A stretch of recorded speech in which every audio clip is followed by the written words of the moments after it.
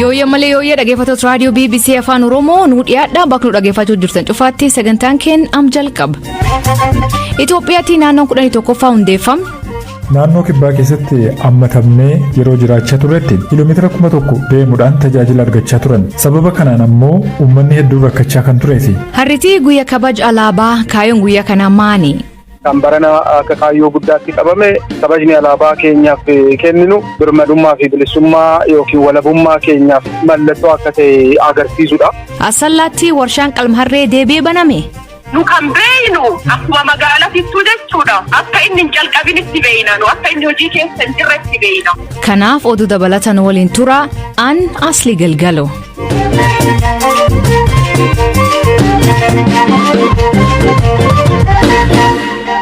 Dhaggeeffattootni oduutiin jalqabanii uummattoonni kibleet Itoophiyaa naannoo 11ffaa ta'anii akka hundeeffamanii fi uummanni miliyoona 1,200 ta'uu sagalee murteesse.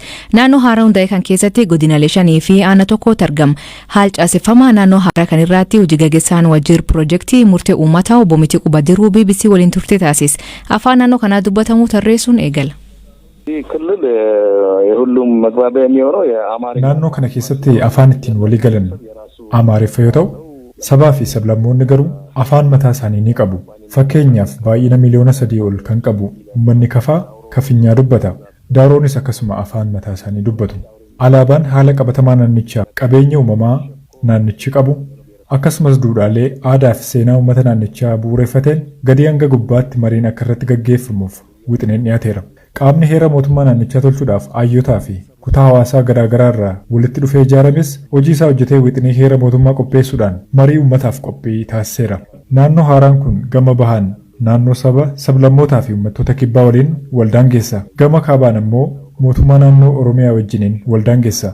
Gama lixaan naannoo Gambeellaa fi Sudaan kibbaa wajjiniin waldaangeessa. Kana jechuun daangaa idil addunyaa kan qabudha jechuudha. Qabeenya uumamaan immoo Dr. Abiyyi yeroo dubbatu dhageessanittuu ta'a. Jannata jechuun kontaadhaa jedhanii ture. Kilaastera Kuwaashaa jalatti Kalaalaa Keellaa jedhamuudhaan kan beekamu mootonni Daawuroo durii kan ijaaran kaabaan dhagaa kiiloomeetira 1,200 ol dheeratus jira. Gama biraan ammoo paarkiin biyyaalessaa Oomoos jira. Naannoo kibbaa keessatti ammatamnee yeroo jiraachaa turretti kiiloomeetira 1000 deemuudhaan tajaajila argachaa turan. Sababa kanaan ammoo uummanni hedduun rakkachaa kan tureefi. Misoomni illee naannicha keessatti gufachaa tureera. Naannoon kun akka hundeeffamuuf sababii kan ta'an keessaa tokko tajaajila dhiyeenyatti argachuudhaaf akka tolutti jedhameeti. Magaalaa guddoon naannoo haaraa kanaa isa kam akka ta'u kan hin murtaa'in jiru yoo ta'u, magaalaa tokkoon ol akka magaalaa guddoo naannichaatti gargaaramuun illee ni danda'ama. Magaalota naannicha akka burtuu isaatti filatu murteessuuf qorannoon taasifamaa jira. Naannoo haaraan kun bal'ina iskeer kiiloomeetirii 39,064 ta'a. Bardeen gaddaa naannoo kibba keessa baa'uun Sidaamaan akka naannoo 10ffaa ta'ee hundeeffamuun isaa ni yaadatama.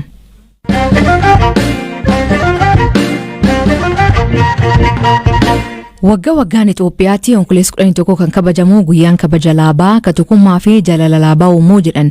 Ayyaanichi irraa mata duree boqonnaan haaraa birmaaduma guutuu ol ka'iinsa alaabaa kennaa jedhuun kabajama. Garuu kaayyoon guyyaa kana maali? Akkamiin kabajamaa jennee dubbii himaa Waajjira Caffee Oromiyaa obbo Habtaamuu Dammisee gaafan.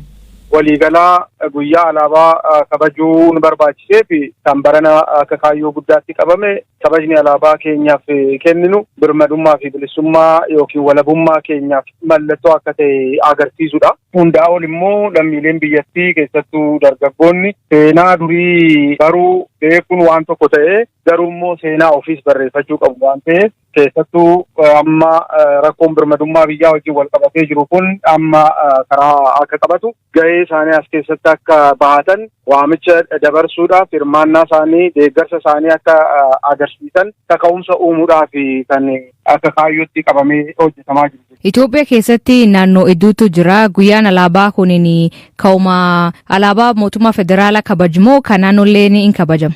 Naannoleenis alaabaa mataa isaanii qabu. Akka biyyaattis alaabaan mootummaa federaalaatiin akka biyyaatti itti fayyadamnus jira.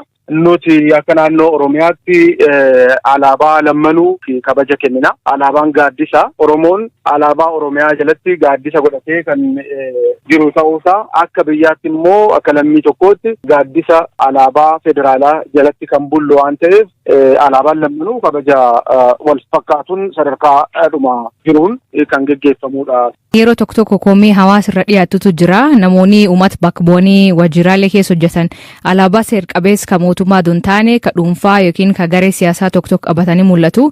Fakkeen kanaaf yoo kaasee imbaasota biyyoota alaa jiran yookiin biyyoota garaagaraa keessa jiran alaabaan walgahii irraa mul'atu. Alaabaa garee siyaasaa tokko bakka bu'u qofa. Kan irratti uummati keessattuu uummati Oromoo muufii guddaa qaba. Wanti akkana kun akkamiin furuu danda'an?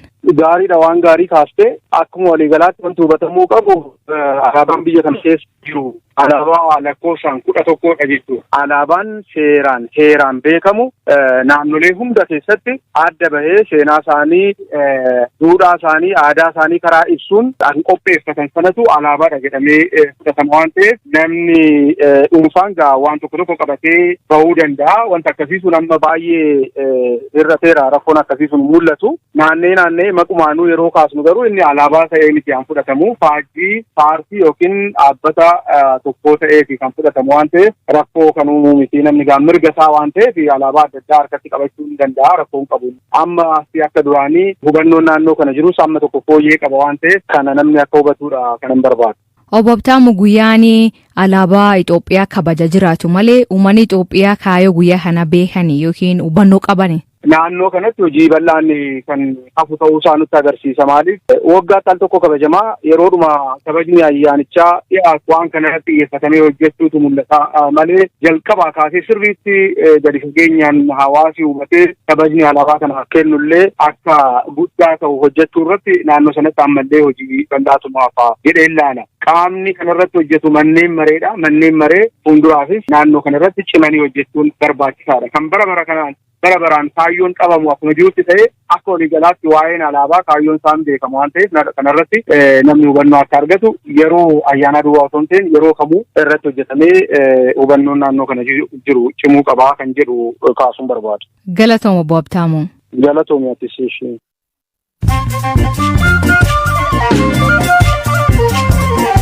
Dhaggeeffattootteen kan dhaggeeffachuu jirtan sagantaa raadiyoo BBC Afaan Oromooti. Amma oduu gaggabaaboo addunyaa isanii dhiyeessa. Jalqabaanii atileetiin Itoophiyaa Seefuu Turaa dorgommii maratoon Shikaagoo mo'ate. Seefuun maratoonichaa sa'aatii 2 fi daqiiqa 6 fi sekoondii 12 xumure. Isaaf kun injifannoo sadaffaa. Tilmaamni olaanaa kennameefii akka ture lammiin Ameerikaa Geelan Rapp lammaffaa ba'uun dorgommicha xumure. Bokkaan guddaan Chaayinaa roobuu jiru namoota miliyoona 2 gahanii qe'ee isaanii irra buqqisuu miidiyaaleen biyyaalessaa ibsan. Bokkaan cimaan kun aanaalee 70 keessatti manneen hedduu jissee sigig lafa geessise. Sababa bokkaa kanaaf agammaa gargaarsa namaan ga'uun hin dandeenye jedhan aangaa'onni. Namoonni 14 ajajaa pireezidantii duraanii Burkina Faso Thomas Sankara harka keessa qabaachuun himataman. Kun waggaa 34 erga bulchaan tokkummaa fi jabeenya Afrikaa falmaa turkuun fonqolcha mootummaa irratti loltootaan ajjeefamu. Agammaa Afrikaa keessatti Sankaraan akka gootaatti ilaalama.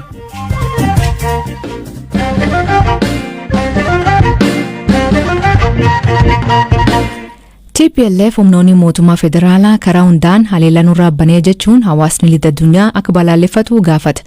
Waraanii waggaa deemu kuniin lubbuu namoota hedduu galaafate namoota miliyoonaan lakkaa'amu qe'ee isaanii irra buqqeesse. Dhumtorbaan dabre irra kaasee waraanii kaabaa kun akka haaraa jalqabu kan himan Biraanuu Gammachuu gabaas qaba. TPLF ibsa baaseen haleellaa humnoonni mootummaa federaalaa irratti raawwachaa jiran meeshaalee waraanaa gurguddoo kan akka taankii, rokkeettiiwwan, diroonii fi jettiiwwan waraanaan akka ta'e eera. Ibsa qaama waajjira dhimmoota alaa Tigraay jedhamuun bahe kanarratti TPLF onkoloolessa 1 bara 2021 ganamarraa kaase raayyaan ittisaa Itoophiyaa humnoota Amaaraan deeggaramuun addawwan hundaan haleellaa qindaawaa baneera jedha. Waraanni akka haaraatti gaggeeffamaa jiru bakkeewwan naannoo Amaaraa keessatti argaman kan akka Geraagar, Wagalxeenaa, Urgeessaa akkasumas naannoo Affaarin ammoo adda tokkoon ta'uu TPLF fuula Facebook irratti ibseera. Uummanni Tigraay waraana hin barbaanne kanatti dirqamee seeneera kan jedhu ibsi TPLF kun lolicha mo'achuun dhimma jiraachuu fi jiraachuu dhabuuti jechuun haleellaa irratti baname humnoonni Tigraay ofirratti isaa jiru jedheera. Naannoo Amaaraa bakka humnoonni TPLF to'atan keessatti aleellaan qilleensarraa jabaan raawwatamaa akka jiru dubbi himaan TPLF obbo Getaachoo Raddaa jimaata darbe Rooyitersitti himee ture. Dhuma torban darbee guyyoota kamisaa fi jimaatarra naannoo Amaaraatti gama qilleensaa fi lafoon aleellaan jabaachuu maddi oduu Ajaans Firaansi Pireesisii maddeen gargaarsa namoomaa fi finciltootarraa mirkaneeffadheera jechuun gabaasee ture. Raayyaa ittisa biyya Itoophiyaa mootummaa naannoo Amaaraa fi waajjira ministeera muummeerraa dhimma kana qulqulleeffachuuf yaaliin godhame akka hin milkoofne garuu maddi oduu kun ibsee ture.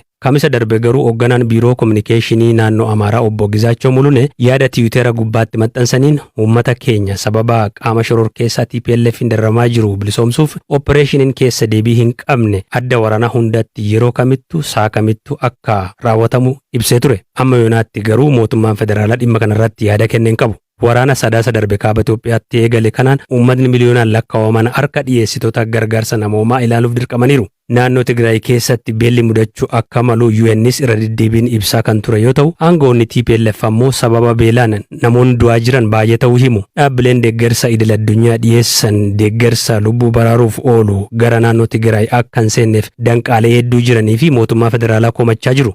Mootummaan Itoophiyaa gama isaatiin danqaan dhiyeessirra kaa'ee akka hin jirre ibsuun haala dhiyeessiin itti saffisu.